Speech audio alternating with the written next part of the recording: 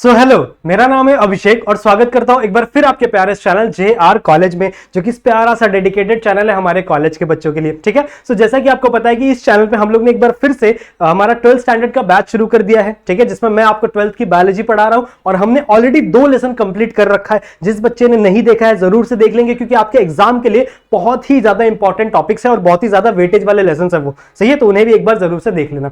इस लेक्चर से हम लोग स्टार्ट करने जा रहे हैं हमारा एक न्यू लेसन, जिसका नाम है इनहेरिटेंस एंड वेरिएशन। ठीक है, ये हमारा 3rd लेसन है। इस लेक्चर से हम लोग इसकी शुरुआत कर रहे हैं। ठीक है, ये जनरली एक इंट्रोडक्टरी लेक्चर होगा, जिसमें आप लोगों को बताऊंगा कि इनहेरिटेंस क्या होता है, वेरिएशन क्या होता है, कौन कौन से टॉपिक्स हम लोग को पढ़ने हैं इस लेसन के अंदर। ठीक है, तो ये एक जनरली इंट्रोडक्शन लेक्चर है, जिसमें हम लोग बहुत सारी चीजें डिस्कस करेंगे ऊपर से। उसके बाद हम लोग नेक्स्ट लेक्चर्स में थोड़ा सा डीपली जाएंगे। ठीक है, समझ में आ रही बात? अच्छा, लेक्चर स्टार्ट करने से पहले आपको एक चीज बताना चाहता हूं कि हमारा जो JR ट्यूटोरियल्स का एप्लीकेशन है उसे जरूर से डाउनलोड कर लेना, अगर आपने नहीं डाउनलोड किया है तो, क्योंकि उसके ऊपर बहुत सारे नोट्स आने वाले हैं। जितने भी हम लोग चीजें पढ़ाते जा रहे हैं उसके 1 बाय लेक्चर आपको नोट्स मिलेंगे वहां पे। ठीक है, और क्वेश्चन पेपर मिलेंगे आपको एंड ऑफ द सेमेस्टर में, ताकि आप लोग को चीजें ज्यादा प्रैक्टिस करने में ज्यादा हेल्प हो। सही है, तो उसे जरूर से डाउनलोड कर लेना। सारी चीजें फ्री ऑफ कॉस्ट है, तो जरूर से डाउनलोड कर लेना। ऑल्सो अगर आपको कोई भी डाउट होता है, ठीक है, अगर आपको मुझसे कोई बात करनी है, कोई डाउट होता है, तो आप मेरे इंस्टाग्राम पे आके मुझे मैसेज और फॉलो कर सकते हैं। क्लियर है, समझ में आ गया? तो चलो स्टार्ट करते हैं आज का हमारा लेसन। ठीक है, लेसन का नाम क्या, देखो,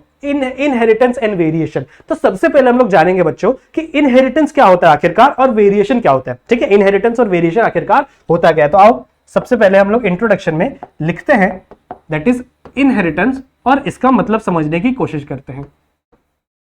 ठीक है, तो मैं आप लोगों को एक एग्जांपल से समझाता हूं। ठीक है, फॉर एन एग्जांपल, आप लोगों ने देखा होगा आपके गली मोहल्लों में कि वहां पे कभी कभी एक न्यूबॉर्न बेबी जब जन्म होता है, ठीक है, एक न्यूबॉर्न बेबी पैदा होता है, तो वहां पे आसपास की ना बहुत सारी आंटियां आ जाती है और उस बच्चे को देख के बोलती है कि देखो, इसकी जो शक्ल है ना ये इसके पापा से मिलती है, इसकी जो नाक है ये इसकी मम्मी से मिलती है। ऐसा आप लोगों ने सुना होगा ना बहुत बार। इसके जो कान है, इसके जो हाथ है, ये इसके मम्मी पापा से मिलता है। ऐसा कुछ आप लोगों ने सुना होगा। तो ऐसा क्यों होता है? ठीक है, ऐसा क्यों होता है कि उस बेबी की कुछ कैरेक्टर्स उसके मम्मी या उसके पापा से रिजेंबल कर रहे हैं। इसका मतलब उसके मम्मी या उसके पापा से कोई एक ऐसी चीज है जो ट्रांसफर हुई है। ठीक है, जो ट्रांसफर हुई है उस बच्चे के अंदर। सही बात है। ये क्या है? It is nothing but a genetic material. ठीक है, ये क्या है? हमारा डीएनए है, जेनेटिक मटेरियल है, जो ट्रांसफर होता है एक जनरेशन से दूसरे जनरेशन में, यानी हमारे पेरेंट्स से ऑफस्प्रिंग में ट्रांसफर होता है, जिसके वजह से कुछ सिमिलैरिटीज हमारे अंदर देखने के लिए मिलती हैं। इसी प्रोसेस को हम लोग क्या बोलते हैं? इनहेरिटेंस। ठीक है, इस प्रोसेस को हम लोग क्या बोलते हैं? इनहेरिटेंस। तो अगर एग्जाम में डेफिनेशन आ गया तो आप लोग क्या लिखोगे? The transfer of character from parents to offspring. ठीक है, पेरेंट्स का जो कैरेक्टर है जब वो ऑफस्प्रिंग में ट्रांसफर होता है तो उसे हम लोग क्या बोलते हैं? इनहेरिटेंस। अच्छा, इस इनहेरिटेंस का एक और वर्ड है हेरिडिटी। ठीक है, हेरिडिटी। तो अगर आपके एग्जाम में हेरिडिटी लिखा हो तो डरना नहीं है, हेरिडिटी का मतलब भी सेम है। ठीक है, हेरिडिटी का मतलब भी सेम है, that is transfer of character from one generation to another generation. ठीक है, या फिर पेरेंट्स टू ऑफस्प्रिंग। ठीक है, ये हम लोग ने समझ लिया। इसीलिए देखो, आपके अंदर भी बहुत सारे ऐसे कैरेक्टर्स होंगे जो आपके पापा जैसे दिखते होंगे या फिर आपकी मम्मी जैसे दिखते होंगे। सही है। उसके बाद दूसरा हमारा जो वर्ड है दैट इज वेरिएशन। ठीक है, हमारा जो दूसरा वर्ड है variation. Now what is mean by variation? Variation का मतलब क्या होता है बच्चों? अब मैंने आप लोगों को जैसे एग्जांपल दिया, वो बहुत सारी आंटियां आई हैं और वो देख रही है कि यार इसकी शक्ल इसके पापा जैसे मिलती है, इसकी जो नाक है इसकी मम्मी जैसे मिलती है। सही है, लेकिन क्या वो पूरा बच्चा आइडेंटिकल है क्या अपने पापा का या अपनी मम्मी का? क्या वो एकदम अपने पापा जैसा दिखता है या क्या वो एकदम अपनी मम्मी जैसा दिखता है? एकदम सेम टू सेम है क्या वो? नहीं, बिल्कुल भी नहीं। ऐसा क्यों? क्योंकि उसके अंदर कुछ अपने वेरिएशंस भी है, कुछ डिसिमिलरिटीज भी है। समझ में आ रही भाई मैं क्या बात कर रहा हूं? जैसे आप अपने पापा की तरह एकदम सेम टू सेम दिखते हो क्या? नहीं, आपके फेस के अंदर, आपकी बॉडी के अंदर कुछ डिसिमिलैरिटीज भी होंगी। सही है, कुछ अलग जिसको हम लोग बोलते हैं ना विविधता, अलग चीज। ठीक है, वो भी आपके अंदर प्रेजेंट होगी। इसी चीज को हम लोग क्या बोलते हैं? वेरिएशन। तो वेरिएशन क्या होते हैं? Variations are the differences. ठीक है, वेरिएशन क्या होते हैं? Differences from parents to offspring. मतलब पेरेंट्स और ऑफस्प्रिंग के बीच में कुछ कैरेक्टर्स के जो डिफरेंसेस हैं उन्हें हम लोग क्या बोलते हैं? वेरिएशन। क्लियर है, समझ में आ गया? आई होप आप लोगों को इतनी चीजें समझ में आ रही होगी। अब ये जो चीजें हैं इनको सबसे पहले किस साइंटिस्ट ने इसके ऊपर बात की थी? तो वो थे हमारे सर ग्रेगर जॉन मेंडल। ठीक है, हमारे जिसको हम लोग प्यार से जीजे मेंडल भी बुलाते हैं। सही है, इन्होंने बहुत पहले, दैट इज 1956 के टाइम पे, उस टाइम पे कुछ ऐसे एक्सपेरिमेंट किए थे और उस टाइम पे ये प्रूव किया था भैया कि कुछ चीज ऐसी है जो ट्रांसफर हो रही है एक जनरेशन से दूसरे जनरेशन में। ठीक है, कोई एक ऐसी चीज है जो ट्रांसफर हो रही है एक जनरेशन से दूसरे जनरेशन में। अब देखो उस टाइम की, जिस टाइम की हम लोग बात कर रहे हैं ना, जब मेंडल साइंटिस्ट थे, ठीक है, उस टाइम पे ना डीएनए डिस्कवर हुआ था, ठीक है, ना ही कोई जेनेटिक मटेरियल यानी आरएनए डिस्कवर हुआ था। उस टाइम पे मेनली प्रोटीन डिस्कवर होता बच्चों। तो मेनली जो साइंटिस्ट थे उस टाइम पे उनको लगता था कि protein is a genetic material. ठीक है, तो जेनेटिक मटेरियल कैसे पता चला प्रोटीन डीएनए है, वो चीजें हम लोग लेक्चर नंबर 4 में डिस्कस करेंगे, अभी उसको रहने दो। लेकिन उस टाइम पे जो मेंडल थे उन्होंने ये बोला कि there is something which is transfer from one generation to दूसरे जनरेशन, जिसके वजह से कुछ कैरेक्टर्स एक जनरेशन से दूसरे जनरेशन देखने के लिए मिल रहे हैं। ठीक है, तो किसने डिस्कवर किया था ये, इसको मैं मिटा दूं। ये आप लोगों को समझ में आ गया what is mean by inheritance and what is mean by variation, ये आप लोगों को समझ में आ गया होगा। तो अब हम लोग बात करते हैं हमारे साइंटिस्ट के बारे में, दैट इज सर जीजे मेंडल। ठीक है, जीजे मेंडल, समझ में आ रही है बात। ग्रीगर जॉन मेंडल इनका फुल फॉर्म है, ग्रीगर जॉन मेंडल। तो ये कहां रहते थे बच्चों, ये रहते थे ऑस्ट्रिया में। ठीक है, एक देश है, यूरोपियन कंट्रीज में एक देश है, ऑस्ट्रेलिया नहीं ऑस्ट्रिया। ठीक है, यूरोपियन कंट्रीज में एक देश है ऑस्ट्रिया, वहां पे रहते थे। ठीक है, तो वहां के ये मॉन्क थे। मॉन्क समझते हो, जैसे हमारे में साधु संत रहते ना, ठीक है, वैसे वहां के ये मॉन्क थे। ठीक है, तो ये मॉन्क थे, तो साथ ही साथ ये एक चर्च में रहते थे और चर्च के एक पीछे स्कूल था, वहां पे ये बच्चों को पढ़ाते भी थे। सही है, तो मैं यहाँ पे बना देता छोटा सा एक ऐसा चर्च था, होगा वहां पे एक ऐसा चर्च होगा। सही बात है, ठीक है। और इस चर्च के आगे, ठीक है, इस चर्च के आगे एक छोटा सा गार्डन था जहां पे ये सब्जियां उगाते थे। दिस इज द गार्डन, जहां पे क्या उगाते थे, सब्जियां उगाते थे। तो एक दिन इन्होंने देखा, एक दिन ये अपने सब्जी उगाने के लिए आए, ठीक है, और उन्होंने देखा कि यार ये जो पी प्लांट है, ठीक है, इन्होंने मेनली एक्सपेरिमेंट किया था पी प्लांट के ऊपर। किसके ऊपर एक्सपेरिमेंट किया था, पी प्लांट, जिसे हम लोग गार्डन पी भी कहते हैं। ठीक है, इसे हम लोग गार्डन पी भी कहते हैं, गार्डन पी। ठीक है, इसका साइंटिफिक नेम क्या है, इसका साइंटिफिक नेम है बच्चों पाइसम सैटिवम। ठीक है, इसका साइंटिफिक नेम क्या है, पाइसम सैटिवम। तो एग्जाम में ये भी पूछा जा सकता है, तो हमेशा याद रखना पाइसम सैटिवम के ऊपर उन्होंने एक्सपेरिमेंट किया था। तो जब उन्होंने देखा तो उन्होंने क्या देखा उस प्लांट के अंदर कि यार इसके अंदर सिर्फ दो ही कैरेक्टर मुझे देखने के लिए मिल रहे हैं, या तो किसी प्लांट की हाइट बड़ी है या तो किसी प्लांट की हाइट छोटी है, मुझे कोई बीच वाला प्लांट कोई हाइट देखने के लिए नहीं मिल रहा। हालांकि उस टाइम के जो साइंटिस्ट थे, उस टाइम के बायोलॉजिस्ट थे, वो ये मानते थे ना कि अगर फॉर एग्जांपल एक बंदा लंबा बंदा है, ठीक है, एक बड़ा आदमी है और एक छोटी फीमेल है, अगर उन दोनों की शादी हो तो उनका जो बच्चा पैदा होगा ना वो मिडिल हाइट का होगा, ऐसा उनको उस टाइम पे माना जाता था। मतलब जो जीन्स होंगे वो मिक्स हो जाते होंगे, ऐसा उस टाइम पे माना जाता था बायोलॉजिस्ट के द्वारा। लेकिन जब उन्होंने गार्डन पी को देखा तो उन्होंने क्या बोला यार कि यार इसके अंदर तो मुझे सिर्फ दो ही कैरेक्टर देखने मिल रहे, या तो इसकी हाइट बड़ी है या तो इसकी हाइट छोटी है, मेरे को बीच की हाइट वाला कोई कैरेक्टर ही नहीं देखने मिल रहा। या फिर उन्होंने एक और चीज नोटिस किया कि फ्लावर का कलर, ठीक है, जैसे फ्लावर का कलर या तो इसका व्हाइट फ्लावर का कलर है या तो इसका वॉयलेट फ्लावर का कलर है, और बीच में उसको कोई फ्लावर के कलर ही नहीं देखने मिले। सही बात है। तो उस टाइम पे ना मेंडल को थोड़ा सा कंफ्यूजन हुआ, और तब आगे चल के मेंडल ने एक्सपेरिमेंट, सीरीज ऑफ एक्सपेरिमेंट करना शुरू किया। ठीक है, उन्होंने उनका एक्सपेरिमेंट कब से कब तक था, उनका एक्सपेरिमेंट 1856 से, ठीक है, ये डेट ध्यान में रखना है, 1856 से लेके 1863 तक उन्होंने एक्सपेरिमेंट किया था। ठीक है, अराउंड 7 इयर्स का एक्सपेरिमेंट, कितने साल का, 7 साल का एक्सपेरिमेंट उन्होंने किया था। ठीक है, और आगे चल के 1865 में उन्होंने अपना पूरा का पूरा एक्सपेरिमेंट एक लोकल न्यूज़पेपर में छाप दिया कि भैया ये होता है, ऐसा ऐसा होता है, वो सारी चीजें उन्होंने छाप दी। लेकिन इतना सब करने के बाद उनको पता है भाव नहीं मिला, उनको किसी जो बायोलॉजिस्ट थे, बहुत सारे बायोलॉजिस्ट थे, उन्होंने उनको भाव ही नहीं दिया। ऐसा क्यों, ठीक है, इसके ऊपर भी हम लोगों को कुछ क्वेश्चंस पढ़ने हैं। तो इसके आगे मुझे 3 क्वेश्चन तुम लोगों को बताने। सबसे पहला क्वेश्चन कि why he selected the P plant. ठीक है, मेंडल ने पी प्लांट ही क्यों सिलेक्ट किया और कोई प्लांट क्यों नहीं सिलेक्ट किया। तो सबसे पहला है दैट इज कॉन्ट्रास्टिंग कैरेक्टर्स। ठीक है, पी प्लांट के अंदर कॉन्ट्रास्टिंग कैरेक्टर देखने मिलते हैं। अब कॉन्ट्रास्टिंग कैरेक्टर मतलब क्या, जैसे मैंने अभी आप लोगों को बताया कि पी प्लांट के अंदर सिर्फ 2 ही कैरेक्टर देखने मिल रहे हैं, या तो पी प्लांट की हाइट बड़ी होगी या तो पी प्लांट की हाइट छोटी होगी, उसमें कोई बीच हाइट वाला देखने के लिए नहीं मिल रहा। अभी ह्यूमंस में देखो, ह्यूमंस में क्या ऐसा होता है कि एक 6 फीट का आदमी और एक 5 फीट का आदमी है, उसके बीच में कोई वेरिएशन देखने के लिए नहीं मिलती, देखने मिलती है ना, कोई 5.1 का होगा, कोई 5.2 का होगा, ऐसे बहुत सारी वेरिएशन देखने मिलती है। लेकिन पी प्लांट के अंदर उनको ऐसा देखने के लिए नहीं मिला। ठीक है, तो ऐसे कैरेक्टर्स जिसके सिर्फ 2 ही टाइप्स अवेलेबल हो, उस कैरेक्टर को हम लोग बोलते हैं कॉन्ट्रास्टिंग कैरेक्टर। समझ में आई बात? ठीक है, कॉन्ट्रास्टिंग कैरेक्टर का मतलब समझ में है कि या तो फ्लावर व्हाइट कलर का होगा या तो फ्लावर वॉयलेट कलर का होगा, उसके बीच का कोई भी कैरेक्टर हम लोग को देखने के लिए ना मिले, ऐसे कैरेक्टर्स को मैंने क्या बोला? Contrasting character. ठीक है, तो पी प्लांट क्या दिखाता है? कॉन्ट्रास्टिंग कैरेक्टर, इसीलिए उन्होंने क्या किया? पी प्लांट को चूज किया। दूसरा रीजन क्या है? It have a large number of seed. ठीक है, अगर उन्होंने जब एक बार वो प्रोजेनी उगाते थे तो उनको बहुत ज्यादा नंबर ऑफ सीड मिलता था। अब जितने ज्यादा नंबर ऑफ सीड मिल रहे हैं, ठीक है, जितने ज्यादा नंबर ऑफ सीड मिल रहे हैं उतना ही ज्यादा वो एक्सपेरिमेंट कर सकते हैं। जैसे फॉर एग्जांपल उनको एक सीड मिला तो एक सीड से उन्हें एक्सपेरिमेंट करके देख लिया, अच्छा ये रिजल्ट आ रहा है, फिर यही चीज उन्होंने बाकी सीड्स के साथ भी की, बाकी सीड के साथ भी की, और वही चीज अगर उनको सेम रिजल्ट आ रहा है तो वहां पे ना बच्चे रॉन्ग होने का चांसेस बहुत कम हो जाता है। मतलब अगर आप एक ही एक्सपेरिमेंट को तीन चार बार करके ट्राई करोगे ना तो वहां पे मिस्टेक होने के चांसेस बहुत ही ज्यादा कम हो जाते हैं। सही बात है, तो ये इनका दूसरा रीजन है कि यहाँ पे इस पी प्लांट में बहुत ही ज्यादा हम लोग को नंबर ऑफ सीड्स मिलते हैं। और तीसरा क्या है? It is a annual plant, मतलब ऐसा नहीं है कि कोई ऐसा प्लांट सिलेक्ट कर लो कि एक बार मेंडल ने लो भाई उगा दिया और वो 6-6 साल बैठ रहा है कि यार प्लांट उगी नहीं रहा, प्लांट उगी नहीं रहा। ये एक एनुअल प्लांट है, मतलब जब उगा दो तब उग जाए। ठीक है, जब उगा दो तब उग जाए। So that's why he selected the P plant. Clear है? नेक्स्ट क्वेश्चन क्या है कि why he was so successful. ठीक है, इतना ज्यादा उसको सक्सेस क्यों मिली? देखो यहां पे सबसे पहला लार्ज सैंपलिंग साइज। मैंने अभी आप लोगों को बताया कि इसने जितना ज्यादा सैंपलिंग साइज रखा, जितना ज्यादा सैंपलिंग साइज रखा उतना ही रॉन्ग होने के चांसेस बहुत ही कम हो गए। ठीक है, मेंडल के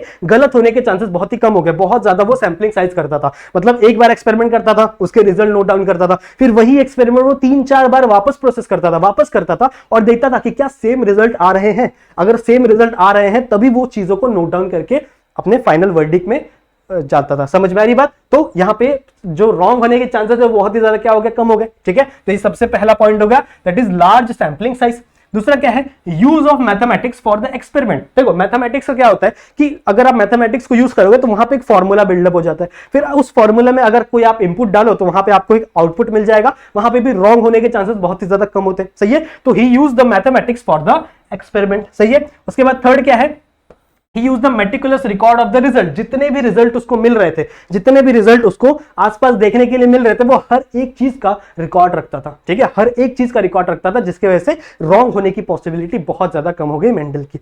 उसके बाद थर्ड क्वेश्चन क्या है कि भैया इतना सब तो कर दिया उसने, इतना सब कुछ कर दिया, बट वो इतना ज्यादा पॉपुलर क्यों नहीं हुआ? लोगों ने उसको भाव क्यों नहीं दिया? ठीक है, जब उसकी डेथ हुई थी ना, अराउंड 1900 में उसकी डेथ हुई थी, तब तक उसको एज अ साइंटिस्ट कोई भी रिकॉग्नाइज ही नहीं करता था। वो एज अ टीचर और as a monk he recognise करके हुए उसकी डेथ हुई। समझ में आ रही बात? ठीक है, सो Why his work is remain unrecognized। सबसे पहला पॉइंट क्या है कि उस टाइम पे कम्युनिकेशन इतनी अच्छी नहीं थी। देखो हम लोग 1800 के टाइम की बात कर रहे हैं, 1856 की बात कर रहे हैं, तो उस टाइम पे व्हाट्सएप, इंस्टाग्राम, ये सारी चीजें तो नहीं होती होगी ना। तो उसने लोकल न्यूज़पेपर में, जैसे फॉर एग्जांपल आप लोग कहीं पे रहते होगे तो लोकल न्यूज़पेपर में आपने कुछ छाप दिया, ठीक है, तो वो जो चीज रहेगी वो लोकली उसी एरिया में रहेगी।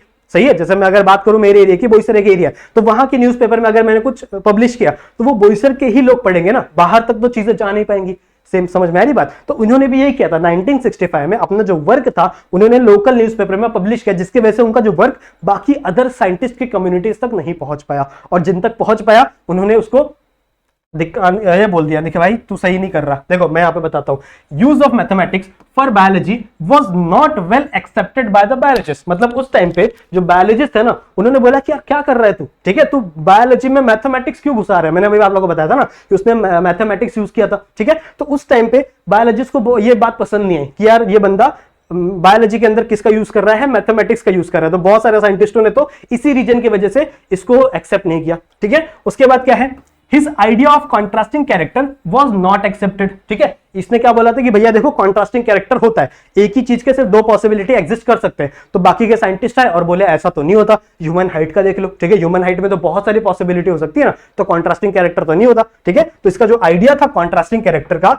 वो भी बहुत सारे बायोलॉजिस्ट द्वारा एक्सेप्ट नहीं किया गया। ठीक है, बहुत सारे बायोलॉजिस्ट द्वारा एक्सेप्ट नहीं किया गया। और लास्ट क्या है, देखो मैंने आप लोगों को बताया था कि मेंडल क्या बोल रहा है, एक जनरेशन से कोई दूसरे जनरेशन में कोई चीज ट्रांसफर हो रही है। ठीक है, एक जनरेशन में उसको नहीं पता, क्योंकि उस टाइम तक ना डीएनए डिस्कवर हुआ था, ना आरएनए डिस्कवर हुआ था, सिर्फ प्रोटीन डिस्कवर होता उस टाइम पे। और मोस्टली बायोलॉजिस्ट मानते थे कि protein is a genetic material, लेकिन ये भी यहां पे श्योर नहीं था। तो इसने क्या बोला कि there is something called factor.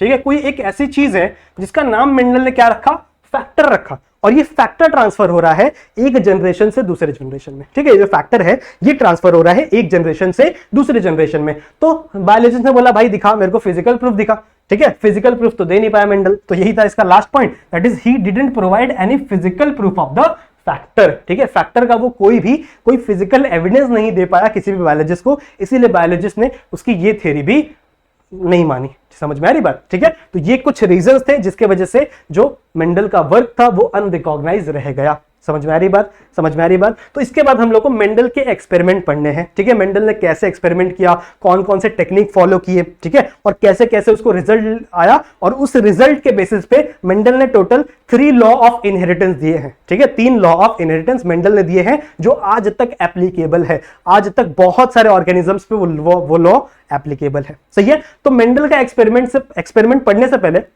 हम लोगों ना मेंडल की भाषा आनी चाहिए, मेंडल किस भाषा में बात कर रहा है, मतलब मेंडल अपने एक्सपेरिमेंट में कुछ वर्ड्स का यूज कर रहा है, उस वर्ड्स का मीनिंग हम लोग को पता होना चाहिए, सही है। तो सबसे पहले मेंडल का एक्सपेरिमेंट से पढ़ने से पहले उसके कुछ बेसिक टर्म्स के बारे में हम लोग को जानकारी चाहिए, सही बात है। कौन कौन से, देखो मैं यहाँ पे कुछ टर्म्स लिख कर लाया हूं, और भी बहुत सारे टर्म्स हैं, बट मैं एक्सपेरिमेंट के टाइम में आप लोगों को समझा दूंगा। अभी इन टर्म्स का मतलब आप लोगों को पता होना चाहिए, सही है। व्हाट इज होमोलोगस क्रोमोसोम, ठीक है, ये आपको पता होना चाहिए। Now what is mean by locus, ठीक है, लोकस क्या होता है वो आपको पता होना चाहिए। फिर ट्रेड्स क्या होते हैं, अलील्स क्या होते हैं, होमोजाइगस क्या होते हैं, हेटेरोजाइगस क्या होते हैं, फिर कैरेक्टर, जीन और डोमिनेंट और रिसेसिव, इन सारी चीजों का मतलब मीनिंग आप लोग को आपके दिमाग में क्लियर होना चाहिए, तभी आप आगे चल के मेंडल का एक्सपेरिमेंट क्लियरली समझ सकते हो, ठीक है। मेंडल का एक्सपेरिमेंट अच्छे से पढ़ सकते हो, क्लियर है। चालू करें, ठीक है, चलो स्टार्ट करते हैं इन वर्ड्स का मतलब जानना। तो देखो हम लोग सबको पता है कि ह्यूमन बॉडी के अंदर जो इंसान है उसके पास टोटल कितने क्रोमोसोम है, 46 क्रोमोसोम है, सबको पता है, बचपन से पढ़ते आ रहे हैं हम लोग, ठीक है। तो हमारे पास टोटल कितने क्रोमोसोम है, 46 क्रोमोसोम है, और जो 46 क्रोमोसोम है वो पेयर में प्रेजेंट होते हैं, ठीक है। सिंगली प्रेजेंट होते हैं क्या, नहीं, वो सारे के सारे कैसे प्रेजेंट होते हैं, पेयर में। तो देयर आर, हम लोग ऐसे बोलते हैं ना, we have 23 pairs of chromosome, ठीक है, we have 23 pairs of chromosome. समझ में आ रही है बात।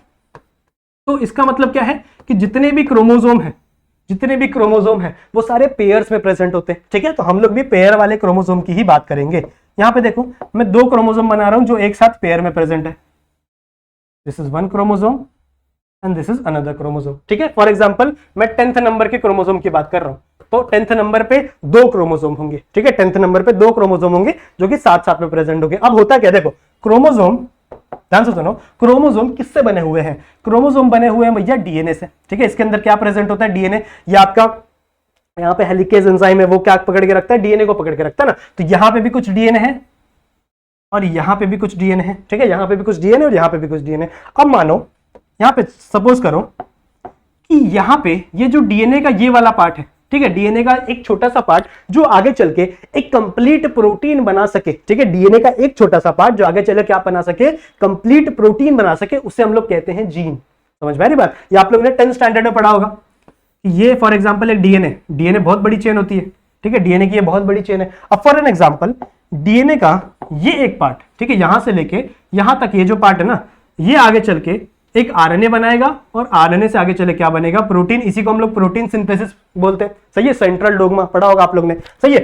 तो इससे आगे चल के आरएनए बनेगा, और आरएनए से आगे चल के प्रोटीन बनेगा, और इसी प्रोटीन के वजह से हमारे बॉडी में सारे कैरेक्टर्स देखने के लिए मिलेंगे। मतलब आपके बॉडी में जिस प्रकार का प्रोटीन बनेगा उस प्रकार के कैरेक्टर देखने के लिए मिलेंगे, सही है। अगर आपके बॉडी के अंदर मेलेनिन कम बनेगा तो आपका बॉडी का कलर व्हाइट हो जाएगा, ठीक है। अगर आपके बॉडी में मेलेनिन ज्यादा बनेगा तो आपके बॉडी का कलर थोड़ा सा डार्कर हो जाएगा। समझ में आ रही बात। तो प्रोटीन डिसाइड करते भैया कि हमारे बॉडी में जितने जेनेटिक मटेरियल है, सॉरी जितने कैरेक्टर्स है वो कैसे होंगे। ये सब कुछ कौन डिसाइड करता है, प्रोटीन। और प्रोटीन कैसे बनते हैं भैया, डीएनए से बनते हैं ना। समझ में आ रही बात। तो हम लोग बोल सकते हैं कि इनडायरेक्टली डीएनए जो है वो रिस्पॉन्सिबल होता है हमारे बॉडी के सारे कैरेक्टर्स को, ठीक है। सारे कैरेक्टर्स के लिए कौन रिस्पॉन्सिबल होता है, डीएनए रिस्पॉन्सिबल होता है। अब मैंने क्या बोला कि डीएनए का वो पार्ट जो आगे चल के एक कंप्लीट आरएनए बना दे, और आरएनए आगे चले क्या बना दे, प्रोटीन बना दे। डीएनए के उस पार्ट को हम लोग क्या कहते हैं, जीन, ठीक है। समझ में आ रही बात। देखो टोटल जो डीएनए होता है उसका 99.1% जो पार्ट होता है ना वो फालतू होता है, ठीक है, ये आप लोगों ने नहीं सुना होगा बट मैं बता रहा हूं आप लोगों को। 99.1% जो पार्ट होता है ना उसको हम लोग बोलते हैं जंक डीएनए। उसके अंदर कोई भी प्रोटीन वाले न्यूक्लियोटाइड प्रेजेंट ही नहीं होते। बाकी का जो 0.9% बचा है ना, उसी से आगे चल के क्या बनता है, आपका प्रोटीन बनता है। ठीक है, उसी से आगे चल के प्रोटीन बनता है। तो उस पार्ट को जो आगे चल के कंप्लीट प्रोटीन बना सके उसे मैंने क्या बोला, जीन। सही है, तो आप लोग को जीन का कंसेप्ट समझ में आ गया। चलो जितना पढ़ते जाएंगे उतना टिक करते जाएंगे अपन। समझ में आ रही है बात? ठीक है, तो हम लोग को जीन समझ में आ गया, जीन क्या होता है। ठीक है, जीन समझ में आ गया, जीन क्या होता है। इसके बाद हम लोग पढ़ेंगे कि भैया होमोलोगस क्रोमोसोम क्या है। ठीक है, होमोलोगस क्रोमोसोम क्या है, आ जाओ देखते हैं।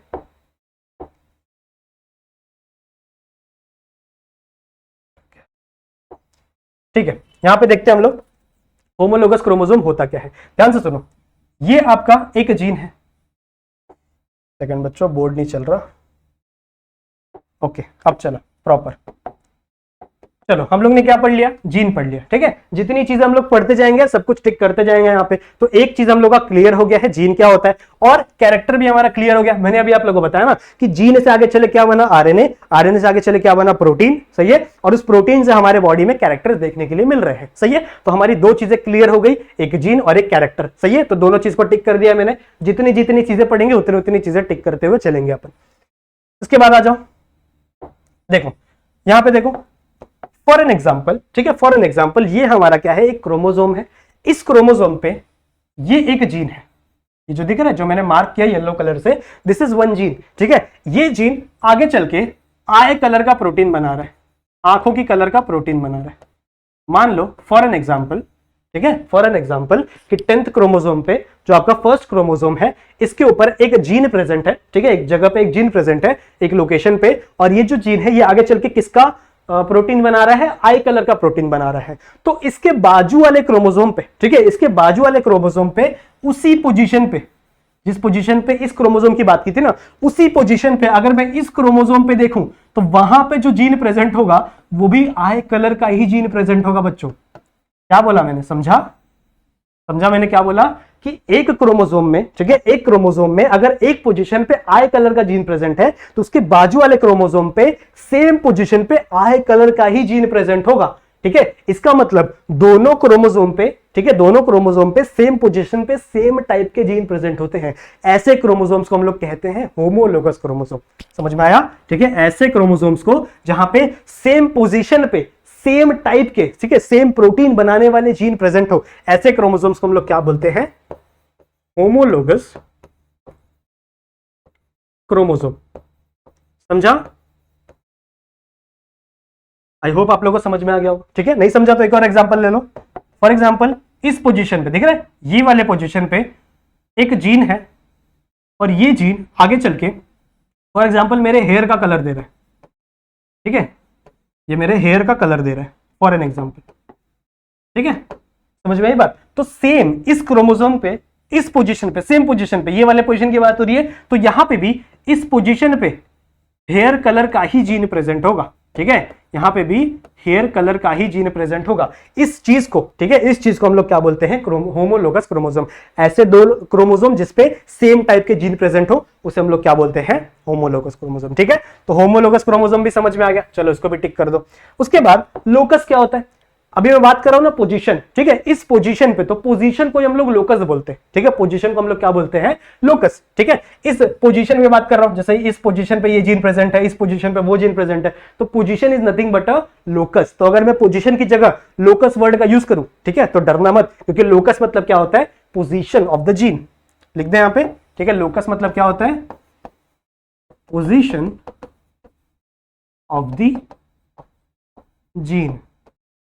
क्लियर है? समझ में आ गया? तो हमारा लोकस भी क्लियर हो गया। नेक्स्ट है ट्रेट। ठीक है, अब देखो ट्रेट का मतलब क्या होता है, ध्यान से सुनो।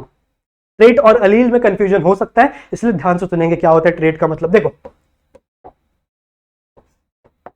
देखो फॉर एन एग्जांपल, अभी मैंने आप यही वाला एग्जांपल लेते कि इस यहां पे आई कलर का जीन प्रेजेंट है और यहां पे भी आई कलर का जीन प्रेजेंट है, क्योंकि ये होमोलोगस क्रोमोसोम है। ठीक है, फॉर एग्जांपल ये जो आई का कलर है, ये ब्लैक आई का कलर है, मतलब ये मेरे आंखों को ब्लैक कलर दे रहा है। ठीक है, कौन सा कलर दे रहा है, ब्लैक कलर दे रहा है। लेकिन ये जो आई का कलर है, ठीक है, ये जो आई का कलर है, ये मुझे क्या दे रहा है, ब्राउन बना रहा है मेरी आंखों को, फॉर एन एग्जांपल। ठीक है, देखो कैरेक्टर सेम है, कैरेक्टर इज आई का कलर, ठीक है, आई का कलर एक कैरेक्टर है, लेकिन उस आई के कलर के और भी तो वेरिएशंस हो सकते हैं, जैसे ब्लू कलर की आईज हो सकती है, सही है, अपना ब्राउन कलर की आईज हो सकती है, ब्लैक कलर की आईज हो सकती है, सही है। तो दीज जो बहुत सारे वेरिएशंस होते हैं ना एक कैरेक्टर में, उसे हम ट्रेड्स कहते हैं बच्चों, ठीक है, उसे हम लोग क्या बोलते हैं, ट्रेड्स बोलते हैं। जैसे हाइट एक कैरेक्टर है, ठीक है, मेरी हाइट एक कैरेक्टर है, आपकी भी हाइट एक कैरेक्टर है, तो हमारा कैरेक्टर सेम है, लेकिन मेरी हाइट 6 फुट है, ठीक है, आपकी height for example 5 foot 5 inch होगा, सही है। तो ये वेरिएशन आ गया, समझ में आ रही बात। तो हाइट के अलग अलग जो टाइप्स है वो क्या हो गए, ट्रेड्स, समझ में आई बात, ठीक है। ट्रेड समझ में आ गया कि कैरेक्टर आपका सेम है, लेकिन उस कैरेक्टर के डिफरेंट डिफरेंट टाइप्स, ठीक है, उस कैरेक्टर के डिफरेंट डिफरेंट टाइप्स जो हम लोग को फिजिकली देखने के लिए मिले, उसे हम लोग क्या बोलते हैं, ट्रेड्स। क्लियर है, समझ में आ गया। सो आई होप आप लोग को ट्रेड का मतलब भी समझ में आ गया होगा, सही है, ट्रेड्स का मतलब भी समझ में आ गया होगा। Now next let's talk about alleles. What is mean by alleles, इसको टिक नहीं करना कि अभी हम लोग ने पढ़ा नहीं है ना, ठीक है। अब हम लोग बात करते हैं अलील्स के बारे में, इसको थोड़ा सा क्लियर कर देते हैं। ओके चलो ध्यान से सुनेंगे, ठीक है। अलील्स का मतलब क्या होता है, देखो हम ट्रेड्स का मतलब क्या था, ट्रेड्स हम लोग ने फिजिकली देखा था, ठीक है, फिजिकली बात की थी हम लोग ने कि भैया इसका जो आंखों का कलर है मुझे ब्राउन दिख रहा है तो इसका ट्रेड ब्राउन है, ठीक है, इसकी आंखों का कलर मुझे ब्लैक दिख रहा है तो इसका ट्रेड क्या है, ब्लैक है। लेकिन अलील्स क्या होता है, जेनेटिक लेवल पे जाते हैं हम लोग, ठीक है। अलील्स में क्या होता है, हम लोग किस लेवल पे जाते हैं, जेनेटिक लेवल में जाते हैं, और हम लोग देखते हैं उसका जीन कौन कौन सा है। जैसे फॉर एन एग्जांपल कि यहाँ पे इसका ब्लैक कलर का, ब्लैक आई का कलर का जीन था, और यहाँ पे ब्राउन आई का कलर का जीन था, ठीक है, समझ में आ रही बात। तो फॉर एग्जांपल ब्लैक को मैं बी ए से दिखाता हूं और ब्राउन को मैं सिर्फ बी से दिखाता हूं, ठीक है। तो इसके अलील्स क्या हो गए, दो अलील्स हो गए, एक बी ए और एक क्या हो गया, बी, समझ में आई बात। तो अगर मुझे अलील्स दिखाने होंगे किसी भी पर्सन के तो मैं कैसे दिखाऊंगा, दिस इज द अलील्स, ठीक है, दिस इज द अलील्स। इसमें क्या होगा, दिस इज, ये आपका क्या है, ब्लैक, और ये आपका क्या है, ब्राउन, समझ में आ रही बात। तो जब हम लोग जेनेटिक लेवल पे बात करते हैं, ठीक है, जब हम लोग जेनेटिक लेवल पे बात करते हैं तो हम लोग क्या बोलते हैं भैया कि इसको हम लोग, तो उस चीज को हम लोग अलील्स बोलते हैं, ठीक है। एक और एग्जांपल से आप लोगों को समझाता हूं। फॉर एन एग्जांपल यहां पे हाइट का जीन प्रेजेंट है, ध्यान से सुनेंगे, यहां पे किसका जीन प्रेजेंट है, ये जो जीन है ये हाइट का है, ये जीन किसका है, हाइट का है, ठीक है। और ये जो मेरे बॉडी को टॉल कर रहा है, ये मेरी बॉडी को क्या कर रहा है, टॉल कर रहा है, मतलब बड़ा कर रहा है, ठीक है। और सेम इसी पोजीशन पे यहां पे इस लोकस पे हाइट का ही जीन प्रेजेंट होगा, क्योंकि भैया होमोलोगस क्रोमोसोम है। लेकिन यहां पे जो जीन है वो मेरे को शॉर्ट कर रहा है, मतलब मेरी हाइट को बड़ा नहीं कर रहा, समझ रहे हो। तो अलग अलग टाइप के ट्रेट्स हो गए। लेकिन फिजिकली कैसे देखने को मिलेगा मुझे ये बंदा टॉल देखने के लिए मिलेगा। क्यों, क्योंकि ये जो टॉल वाला जीन है ना, ये शॉर्ट वाले जीन पे डोमिनेट कर जाएगा, समझ में आ रही बात। मतलब ये अपना असर दिखाएगा और इसके असर को क्या कर देगा, वो सप्रेस कर देगा, इसके असर को क्या कर देगा, वो सप्रेस कर देगा। तो फिजिकली, ठीक है, फिजिकली देखो तो मुझे क्या दिखेगा, ये बंदा टॉल दिखेगा, मतलब इसका ट्रेट क्या हो गया, टॉल, सही है। लेकिन अगर मैं जेनेटिकली बात करूं तो जेनेटिकली इसके पास दो टाइप के जीन है, एक टॉल वाला, ठीक है, और एक शॉर्ट वाला, समझ में आ रही बात, एक टॉल वाला और एक शॉर्ट वाला, क्लियर है। तो ये क्या हो गया, इसके अलील्स, समझ में आई बात, ये क्या हो गया, इसके अलील्स। और अगर मैं इसके ट्रेट की बात करूं तो इसका ट्रेट सिर्फ एक ही है भैया, टॉल इसका ट्रेट है, क्लियर है, समझ में आ गया। सो ये आपके अलील्स हो गए, दिस इज द ट्रेट्स। तो दो चीज हम लोग को और समझ में आ गई, what is alleles and what is traits, clear है। Next is homozygous and heterozygous. Simple है, एकदम सिंपल है। देखो क्या होता है, अभी वही सेम एग्जांपल ले लो, यहां पे टॉल वाला जीन था और यहां पे शॉर्ट वाला जीन था, सही है। तो यहां पे जो होमोलोगस क्रोमोसोम है उसमें दो डिफरेंट टाइप के जीन प्रेजेंट है, ठीक है। इस होमोलोगस क्रोमोसोम पे दो डिफरेंट टाइप के जीन प्रेजेंट है। तो अगर दो डिफरेंट टाइप के जीन प्रेजेंट होते हैं किसी भी होमोलोगस क्रोमोसोम पे, तो उस जीन को हम लोग क्या कहते हैं, इट इज अ हेटेरोजाइगस, ठीक है, it is a heterozygous, clear है, समझ में आई बात। वहीं अगर यहां पे भी टॉल है और यहां पे भी अगर टॉल होता, तो फॉर एन एग्जांपल यहां पे भी अगर टॉल है और यहां पे भी टॉल होता, तो दोनों क्या हो जाते, सेम टाइप के जीन हो जाते। तो इसको मैं कैसे दिखाता, इसके एलील्स कैसे दिखते, कैपिटल टी और कैपिटल टी से दिखते, सही है। तो इसके इस चीज को हम लोग क्या बोलते हैं, इसे हम लोग बोलते हैं दैट इज होमोजाइगस, समझा, क्लियर है। What is mean by heterozygous and what is mean by homozygous. Homozygous मतलब क्या, कि दोनों क्रोमोसोम पे सेम प्रकार के जीन प्रेजेंट होंगे, जो जीन यहां पे है वही जीन यहां पे है, दोनों का ट्रेट सेम होगा, ठीक है। ये भी टॉल बना रहा है तो ये भी टॉल बनाएगा, उसे मैं होमोजाइगस कहूंगा। लेकिन अगर यहां पे टॉल वाला जीन है और यहां पे डॉर्फ वाला जीन है, ठीक है, यहाँ पे टॉल वाला जीन है, डॉर्फ वाला जीन है जो छोटा कर रहा है और ये बड़ा कर रहा है, तो उसे मैं क्या कहूंगा, हेटेरोजाइगस। सही है। फॉर एग्जांपल यहाँ पे भी डॉर्फ होता, यहाँ पे भी डॉर्फ होता, तो यहाँ पे भी डॉर्फ होता मतलब छोटा वाला होता, और यहाँ पे भी डॉर्फ वाला होता, तो क्या करते, सेम टाइप के जीन है तो ये भी क्या हो जाता, होमोजाइगस।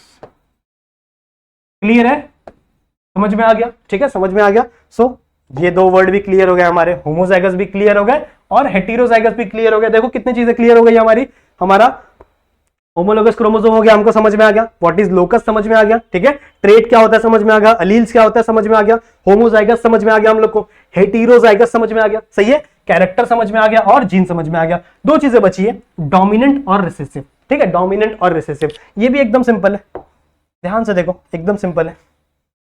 यहां पे देखो वही बनाते हैं, दो chromosome, this is one chromosome, this is another chromosome, ठीक है, यहां पे डीएनए।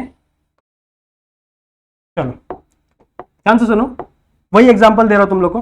फॉर एग्जांपल यहां पे एक जीन है, यहां पे एक जीन है, दोनों होमोलोगस क्रोमोसोम है, तो जो कैरेक्टर का जीन यहां प्रेजेंट होगा वही कैरेक्टर का जीन यहां प्रेजेंट होगा। तो अगर यहां पे हाइट का जीन है तो यहां पे भी क्या होगा, हाइट का ही जीन होगा, ठीक है, यहां पे भी क्या होगा, हाइट का ही जीन प्रेजेंट होगा, सही है, this is the height gene और ये भी क्या है, हाइट का ही जीन है। फॉर एग्जांपल ये वाला जो हाइट का जीन है ये टॉल कर रहा है, ठीक है, क्या कर रहा है, ये बड़ा कर रहा है, जो भी प्लांट है, जिस प्लांट की हम लोग बात करने वाले हैं, पाइसम सटाइवम की बात करने वाले, उसको क्या कर रहा है, ये टॉल कर रहा है। वहीं यहां पे जो जीन है वो इसको क्या कर रहा है, ड्वार्फ कर रहा है। अब हम लोग शॉर्ट की जगह एक नया वर्ड यूज करेंगे जिसको हम लोग बोलते हैं ड्वार्फ, ठीक है, ड्वार्फ मतलब भी शॉर्ट ही होता है, ठीक है, ई लगा दिया मैंने गलती से, कोई बात नहीं, चलो ठीक है, ड्वार्फ मतलब भी क्या होता है, शॉर्ट होता है, सही है। अब देखो यहां पे अलील्स क्या बने इसके, ट्रेट अगर मुझे फिजिकली देखना होगा तो फिजिकली ये बंदा, ये जो प्लांट है मुझे टॉल दिखेगा, ऐसा क्यों, क्योंकि इसके पास दो अलील्स है, एक कैपिटल टी वाले और एक स्मॉल टी वाले। स्मॉल टी मतलब क्या, डॉर्फ, ठीक है, स्मॉल टी को किससे रिप्रेजेंट कर रहे हैं हम लोग, डॉर्फ को रिप्रेजेंट कर रहे हैं। तो यहां पे देखो जब ये प्लांट हम लोग फिजिकली देखेंगे, ठीक है, जब इस अलील वाले प्लांट को हम लोग फिजिकली देखेंगे तो ये प्लांट हमें टॉल दिखेगा, ठीक है, ये हमें ड्वार्फ नहीं दिखेगा। मतलब ये जो कैरेक्टर था ये इसके ऊपर डोमिनेट कर गया बच्चों, मतलब इसने अपने कैरेक्टर को एक्सप्रेस किया, ठीक है, इसने अपने कैरेक्टर को एक्सप्रेस किया और ये जो दूसरा वाला कैरेक्टर था ना ये सप्रेस हो गया, सही है। तो जो कैरेक्टर, ठीक है, एक हेटेरोजाइगस कंडीशन में, एक हेटेरोजाइगस कंडीशन में जो कैरेक्टर खुद को एक्सप्रेस कर पाता है उसे हम लोग कहते हैं डोमिनेंट कैरेक्टर, ठीक है, जो कैरेक्टर खुद को एक्सप्रेस कर पाता है उसे हम लोग क्या बोलते हैं, डोमिनेंट कैरेक्टर। समझ में आ रही है बात, ठीक है। और जो कैरेक्टर सप्रेस हो जाता है, जो खुद को एक्सप्रेस नहीं कर पा रहा है और दूसरे के इन्फ्लुएंस में क्या हो गया, खुद सप्रेस हो गया, उसे हम लोग क्या बोलते हैं, रिसेसिव कैरेक्टर। याद हो जाएगा, इतना याद रख लोगे, गुड, समझा, ठीक है। दो चीजें समझ में आ गई कि अगर हेटेरोजाइगस कंडीशन है, अगर होमोजाइगस कंडीशन होती तो फॉर एग्जांपल टॉल टॉल होता तो इसमें कोई सीन ही नहीं है ना, ये वाला इसके ऊपर डोमिनेट करे चाहे ये वाला इसके ऊपर डोमिनेट करे, दोनों टॉल ही होते, या फिर डॉर्फ होता तो मतलब छोटे छोटे वाले होते तो भी प्लांट डॉर्फ ही होता। तो होमो डोमिनेंट और रिसेसिव सिर्फ और सिर्फ हेटेरोजाइगस कंडीशन में देखने के लिए मिलती है हम लोग, सही है। ये एक हेटेरोजाइगस कंडीशन है जहां पे एक टॉल है और एक डॉर्फ है, तो जो टॉल वाला है ये इसके ऊपर डोमिनेट कर जाएगा, मतलब ये अपने कैरेक्टर को एक्सप्रेस करेगा और इसका कैरेक्टर क्या हो जाएगा, सप्रेस हो जाएगा। तो जो कैरेक्टर एक्सप्रेस हो रहा है, यहां पे लिख दूं, जो कैरेक्टर एक्सप्रेस हो रहा है वो क्या है, डोमिनेंट, और जो कैरेक्टर सप्रेस हो जा रहा है वो क्या हो जाए, हमारा रिसेसिव। क्लियर है, समझ में आ गया। सो आई होप आप लोग को ये सारे के सारे वर्ड्स क्या हो गए होंगे, क्लियर है, समझ में आ गया, ठीक है। इसके बाद जो हमारा मेन एक्सपेरिमेंट है मेंडल का, आप देखो इतनी चीजें समझ में आ गई तो आप लोग मेंडल का एक्सपेरिमेंट पढ़ने के लिए रेडी हो, ठीक है। तो जो मेंडल का एक्सपेरिमेंट है वो हम लोग नेक्स्ट लेक्चर से शुरू करेंगे। ये हमारा एक इंट्रोडक्टरी लेक्चर था जिसमें मैंने आप लोग को लेसन के बारे में थोड़ा थोड़ा इंट्रोडक्शन दे दिया है, ठीक है। तो अब आप लोग रेडी हो मेंडल का एक्सपेरिमेंट पढ़ने के लिए, उसे हम लोग शुरू करेंगे नेक्स्ट लेक्चर से, ठीक है। तो अगर आपको लेक्चर पसंद आया है, लेक्चर वीडियो पसंद आई है तो लेक्चर वीडियो को लाइक जरूर से कर देना, चैनल पर नए हो तो सब्सक्राइब कर दो और अपने सारे दोस्तों तक, जितने भी 11th और 12th के बच्चे हैं ना, साइंस और कॉमर्स के, सारे दोस्तों तक इस चैनल के लिंक शेयर कर दो, क्योंकि हर बच्चे के लिए यहाँ पे क्या आने वाला है, लेक्चर वीडियोस आने वाले हैं, ठीक है। समझ में आ गई बात, ठीक है। तो मिलते हैं नेक्स्ट वीडियो में, नेक्स्ट लेक्चर में किसी नए टॉपिक की बात करते हुए, तब तक के लिए कीप स्टडीइंग।